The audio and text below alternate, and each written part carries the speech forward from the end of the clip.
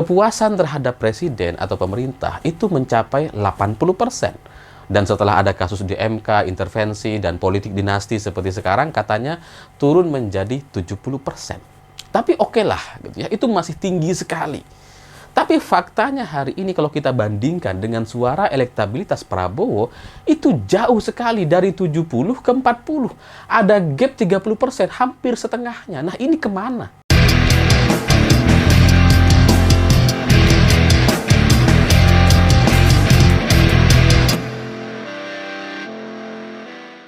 Selamat malam semuanya. Hari ini konsultan politik Prabowo atau M. Kodari nampaknya mulai tidak pede dengan Pilpres satu putaran.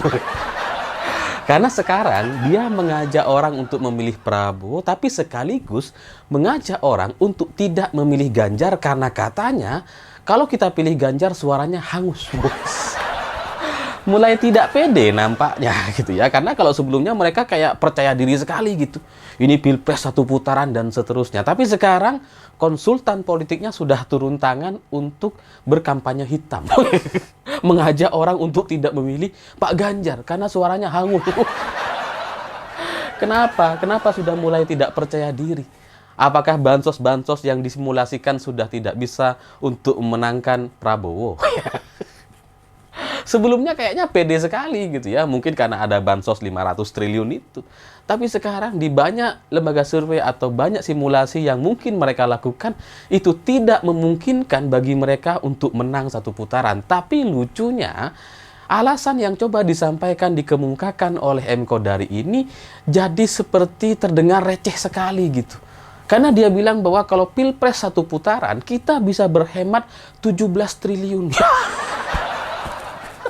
17 triliun katanya.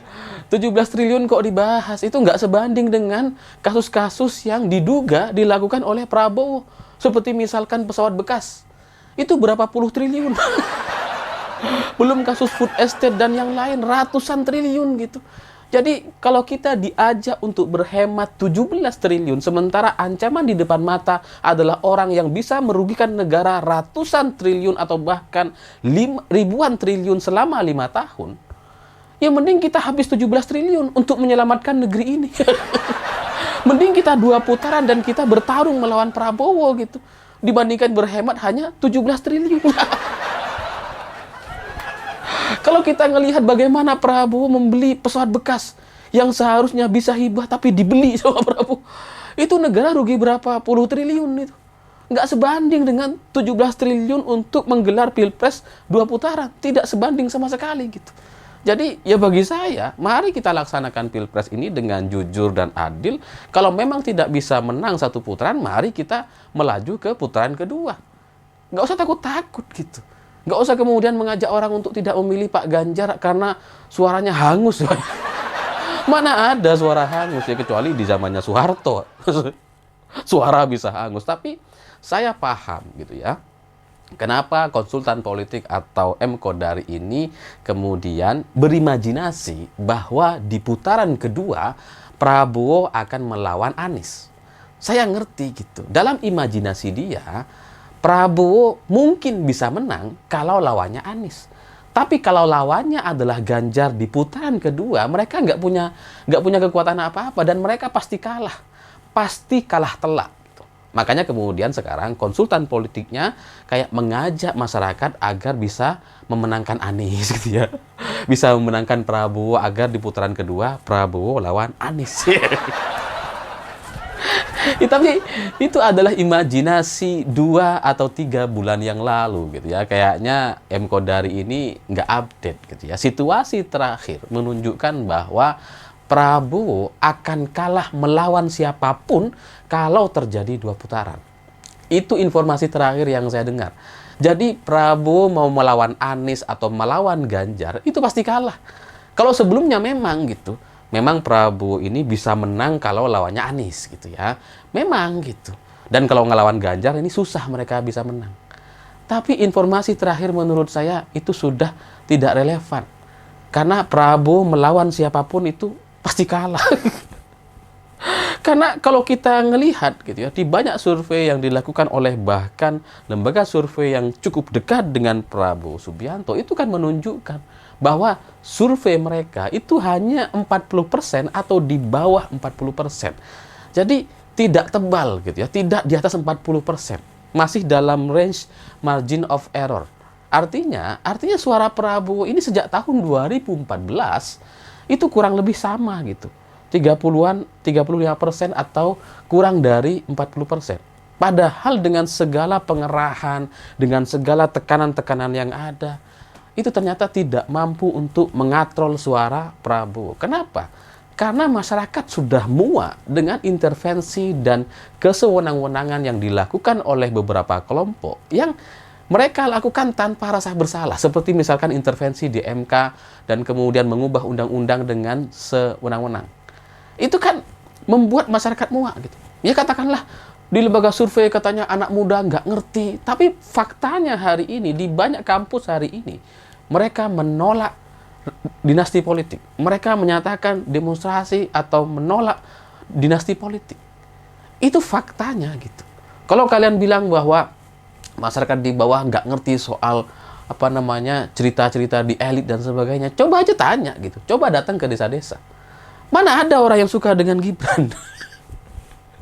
Kalau kita berkaca kepada tahun 2014-2019 yang hanya ada dua dukungan, yaitu Jokowi dengan Prabowo, para pendukung Jokowi itu nggak suka dengan Gibran. Karena mereka sekarang bergabung dengan Prabowo. Jadi, kalaupun misalkan dari pendukung Prabowo sendiri, itu juga tidak suka dengan Gibran gitu. Mereka lebih condong untuk mendukung Anies, pendukung Prabowo yang ada di bawah gitu ya. Jadi, kalau sekarang kemudian kalian berimajinasi Prabowo bisa menang mudah melawan Anies, itu imajinasi yang kurang update. Gitu. Karena coba bayangkan, mari kita bayangkan gitu ya, survei dari berbagai lembaga survei itu kan menunjukkan bahwa katanya gitu ya, kepuasan terhadap presiden atau pemerintah itu mencapai 80%. Dan setelah ada kasus di MK, intervensi, dan politik dinasti seperti sekarang, katanya turun menjadi 70%. Tapi oke lah, gitu ya, itu masih tinggi sekali. Tapi faktanya hari ini kalau kita bandingkan dengan suara elektabilitas Prabowo, itu jauh sekali dari 70 ke 40. Ada gap 30%, hampir setengahnya. Nah ini kemana? Kenapa para orang-orang yang puas dengan kinerja Pak Jokowi jadi tidak memilih Prabowo Subianto? Kenapa? Ya karena ketika mereka ditanya apakah puas, puas. Tapi apakah percaya bahwa Prabowo bisa melanjutkan kerja-kerja Pak Jokowi? Mereka nggak percaya. Sekalipun ada Gibran di sana, anak Pak Jokowi ikut berkontestasi dan menjadi pendamping Prabowo, masyarakat tidak percaya. Ini faktanya, lalu mau apa gitu? Jadi kalau sekarang kemudian M. Kodari mengajak orang untuk tidak menyoblos Ganjar karena Ganjar nanti suaranya hangus dan sebagainya, itu nampaknya sudah lampu kuning. Sudah mulai was-was dan panik dah baca gitu ya. Karena kalau ada dampaknya, kalau apa yang dilakukan oleh Presiden, endorsement Pak Jokowi dengan kemudian menempatkan Gibran sebagai cawapres Prabowo ini ada dampaknya. Nggak mungkin survei Prabowo cuma 40-an% atau di bawah, bahkan di bawah 40% gitu. Ya karena ada margin error kan 3%. Jadi kalau misalkan ada lembaga survei bilang 42%, ya itu sebenarnya bisa jadi di bawah 40%. Margin errornya ada di sana. Gitu. Jadi bagaimana kemudian mereka bisa menjelaskan bahwa ada dampak luar biasa dari endorsement Pak Jokowi atau ada Gibran yang menjadi cawapres, tapi kemudian secara elektabilitas ini seperti tidak pernah ada. Tidak pernah ada Gibran dan Jokowi di belakang Prabowo. Elektabilitasnya sama gitu. Ini kalau Prabowo cawapresnya sendal jepit mungkin juga sekitar 40% atau 35% elektabilitasnya. Jadi ya tapi kita harus memahami ini adalah sebuah kabar baik untuk kita semua bahwa ternyata ya konsultan politik Prabowo Gibran nampaknya kepanikan atau ketakutan kalau di putaran kedua mereka harus melawan Pak Ganjar. Karena hampir pasti mereka akan kalah. Makanya kemudian sekarang mereka berimajinasi untuk bisa melawan Anies saja di putaran kedua.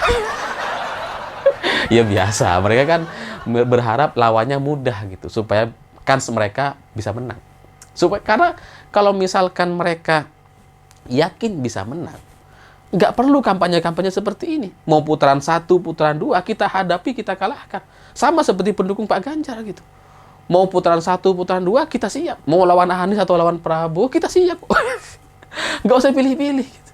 Jadi, ya konsultan politik Prabowo nampaknya memberikan sebuah kabar bagi kita semua yang secara tidak sengaja dia coba sampaikan. Memang dia nggak akan bilang bahwa Anies lebih mudah dikalahkan, gitu kan. Tapi kita ngerti maksudnya, gitu. Kenapa mereka memilih Anies di putaran kedua. Karena sekali lagi, peluang mereka untuk menang kalau berhadapan dengan Ganjar, itu nol. Udah nggak ada sama sekali.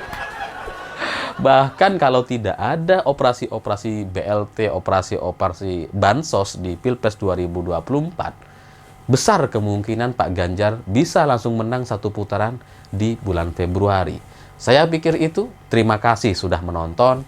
Begitulah kura-kura.